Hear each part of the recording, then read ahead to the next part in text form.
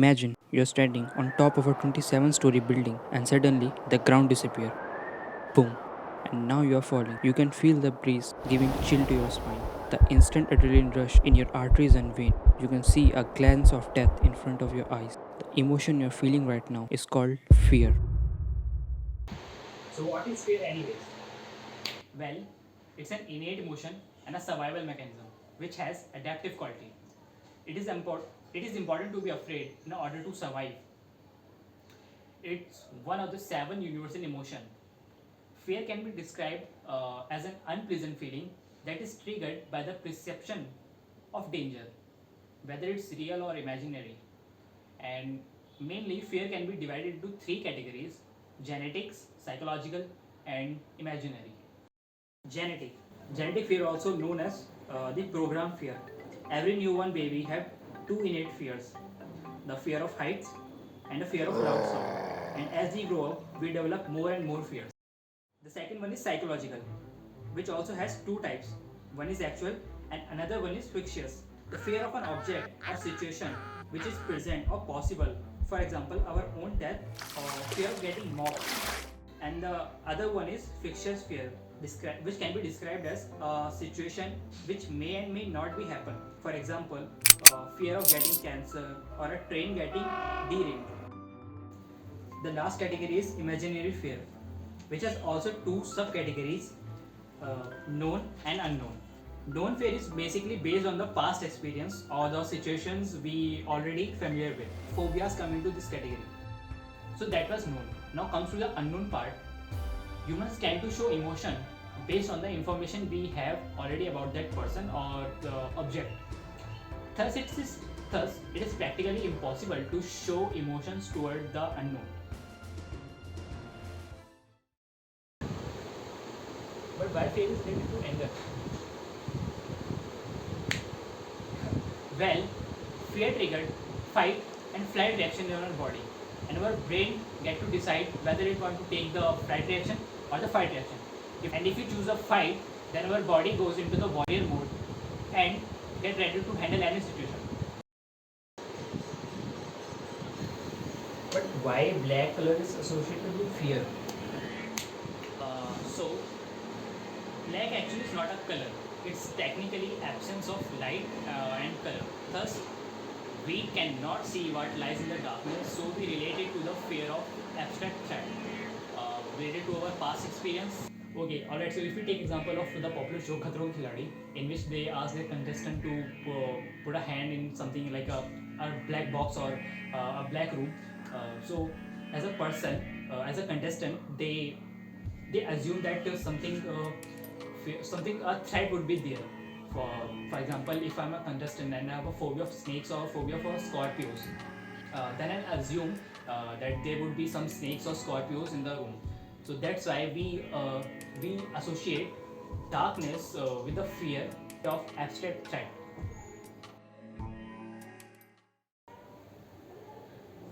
But where does fear comes from? Yep. Okay. Our ancestors have seen situations that challenge their safety and life, but they have overcome them. These fears are learned and keep getting forwarded from past generation to modern generation. Maybe we can call it the genetic fear. But apart from genetic fear, as we grow up, we develop some particular fears throughout our life. Well, if we talk about a baby, he or she they start picking up the hints even before they can communicate through the facial expression and the energy that our parents emit when they are afraid or they are angry or they are sad. So that's how a child takes the hint and develop particular fear as he or she grows.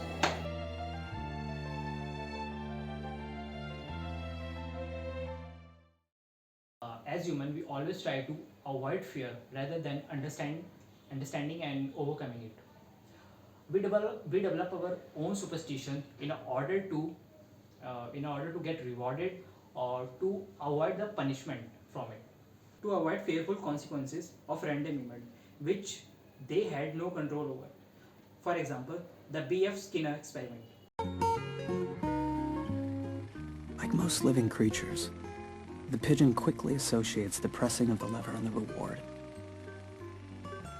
But when a timer releases a seed automatically every 20 seconds, the pigeon wonders, what did I do to deserve this? If it was flapping its wings at the time, it'll continue to flap, convinced that its actions have a decisive influence on what happens. We call this pigeon superstition. These same traits can be seen in human also. For example, zero risk bias. As human, we have a strong desire for absolute certainty. We can eliminate the risk out of our control. This tendency may persuade us to completely eliminate certain perceived risks regardless how irrational they may be. That leads us to our next question, that why people find religion comforting. As we have mentioned before, we develop our own superstitions in order to avoid bad outcomes. Mostly we pray to God, whether we want something or we want to avoid something. And in either case, one thing is common, that we had no control over the situation. We know that fear of our own death is the ultimate fear, and it is said to be that no human can overcome it. Through the idealism and the concept of afterlife is followed in many religions such as Christianity, Judaism, and Islam. And all of these factors are there to comfort one thinking, just as we have seen in B.F. Skinner experiment.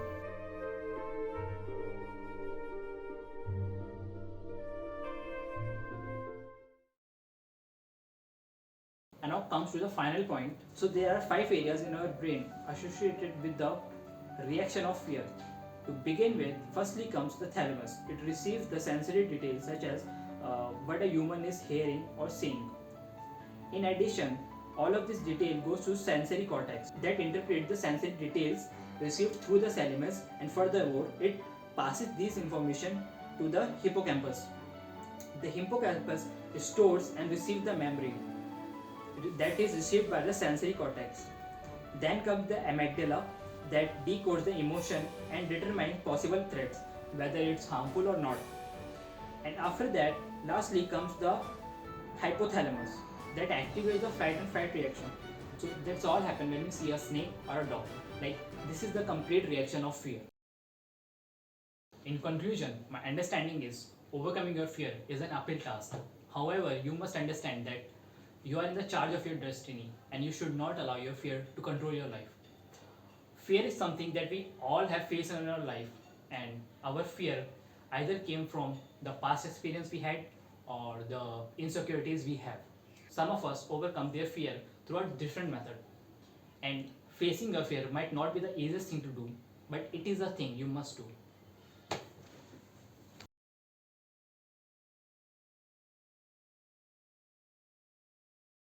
My biggest fear is failing any of my exams. First thing that strikes my mind can be oblivion. Oblivion means your existence is like getting disappeared, and I think that is, I can say, is one of my biggest fear. So, death is like, if we talk about fear, if something is in front of me, right? I can recognize, I can make my plan, I can do my things, I can play around it. But something which is infinity, which I cannot look forward to. For an example, if I take, if you go to a beach, right? You're swimming, swimming a bit hard. Till the time you can see the level of sea, right? I'm okay. It's like, for example, if I take myself, I'm okay with that. The moment I see there is an infinity line, there's no way where I can see what is next to it, what next is coming. So that's my biggest fear. I think I have this fear because since childhood it is inculcated in us that is there something bad, and when you fail any of your exams, so the society or our own parents look down upon us. I have this particular fear because I think we are at the end social human beings, right? So as a human being, you want to be remembered, and from my perspective, I feel that being remembered is one of the things that keep you alive, and have that importance in you. And I think that's one of the reasons that I have a fear of oblivion. So as I said, again same thing. It is something which is beyond my control. If I can't see something, I cannot control that. If something is in front of me, right? If I know things, I can control it and I can do my what do you call it? I can do my stuff accordingly, right? I can plan, I can do stuff, and it would be a proper planned thing.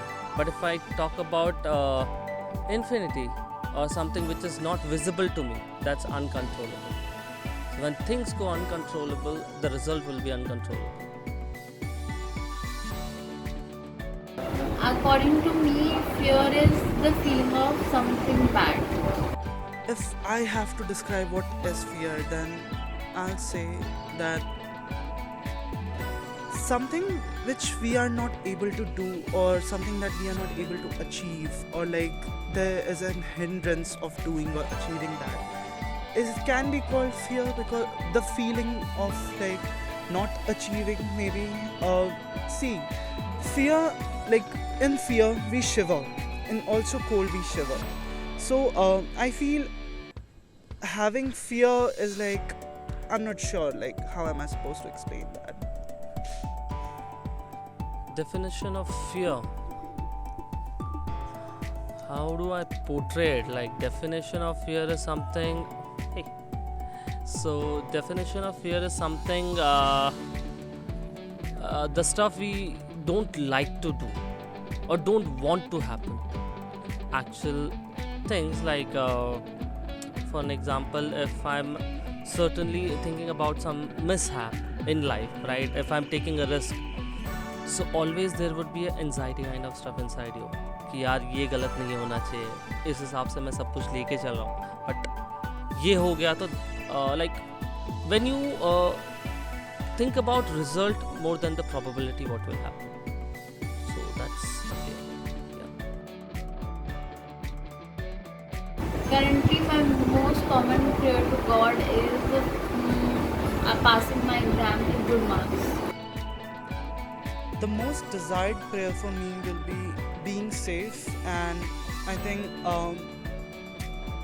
people usually, pray in their own language, their religion. So I have that thing in my mind that through which I pray. And if someone asks me that what I actually pray, I cannot actually, answer that. But yes, I pray for being safe. I pray for being alive in this world, and I'm happy for that. I do. So I'm not a much spiritual kind of thing कि हर चीज करते रहो on scene. So yeah, on and off, I do sometime.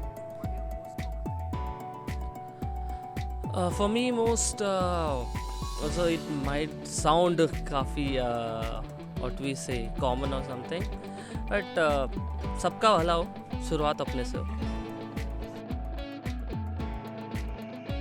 To overcome my fear, I am studying really hard and meditating to release all the stress, and that is helping me to overcome the fear. Overcoming oblivion, I think it might require human touch and validation, from which I'll feel like I know what the solution is. Like if I have to overcome this oblivion, I think having a validation from some particular human is also enough for overcoming this fear, because oblivion is like people who wants to be remembered. Some people want to be famous, and I'm not like that. I have like a need of getting remembered by thousands of people, but I need some people, like minimum one or at least two, with whom I might be remembered when I'm dead. So I feel that will like make me overcome that, like the actualization and realization of what I am like. I do try as much as I can. I can try, right? I cannot give a commitment कि I always overcome my fear. So I have a phobia of heights. ठीक है? So if I go up to a certain level, it's fine. If I go beyond that, my legs get shaken. But I try to do as much as adventure sport I can do. So I've done paragliding, I've done cliff jumping and all. So I always try to break that foundation. yeah, pushing myself. So pushing my fear towards, like, instead of keeping it opposite side, keeping it on my side and going along with it.